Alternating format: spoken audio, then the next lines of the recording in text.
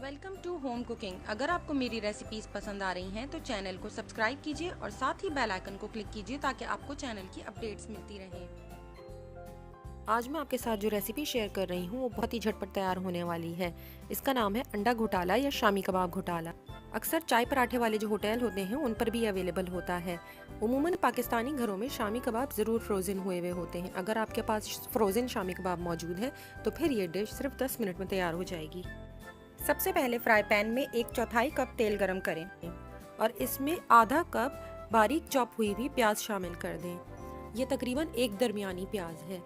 इसे इतनी देर तक कुक करना है जब तक कि ये अपना कलर चेंज कर ले। जब प्याज का रंग तब्दील होने लगे तब इसके अंदर 4 शामी कबाब रख दीजिए। मेरे फ्रोज़न शामी कबाब हैं इसलिए मैं इसे थोड़ी देर ऐसे ही छोड़ रही हूँ। इसके बाद इसे मैश करना शुरू करूँगी। अगर आपके शामी कबाब रूम टेम्परेचर पर है तो कबाब डालते ही आप उसे मैश करना शुरू कर दीजिए। जब तमाम मिक्सचर अच्छी तरह से प्याज के साथ मिक्स हो जाएगा तब हम इसमें मसाले ऐड करेंगे। कबाब अच्छी तरह से सॉफ्ट होने के बाद इसमें मसाले शामिल करने हैं, जिसमें शामिल है नमक आधी चाय का चम्मच, लाल मिर्च पाउडर आधी चाय का चम्मच, कुटी लाल मिर्च आधी चाय का चम्मच, भुना और कुटा जीरा आधी चाय का चम्मच, चाट मसाला आधी से 1 चाय का चम्मच।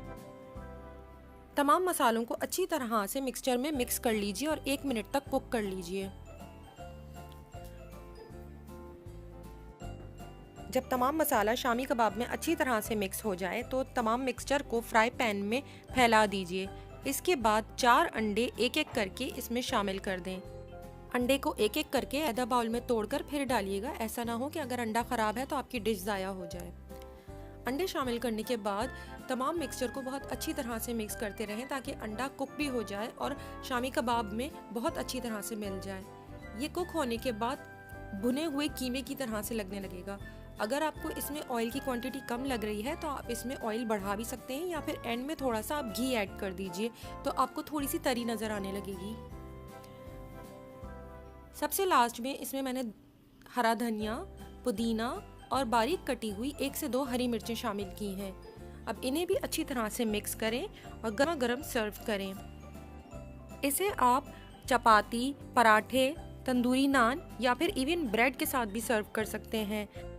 अगर आपको ये रेसिपी पसंद आए तो प्लीज़ लाइक, शेयर और कमेंट करना ना भूलें और साथ ही मेरे चैनल को सब्सक्राइब ज़रूर करें।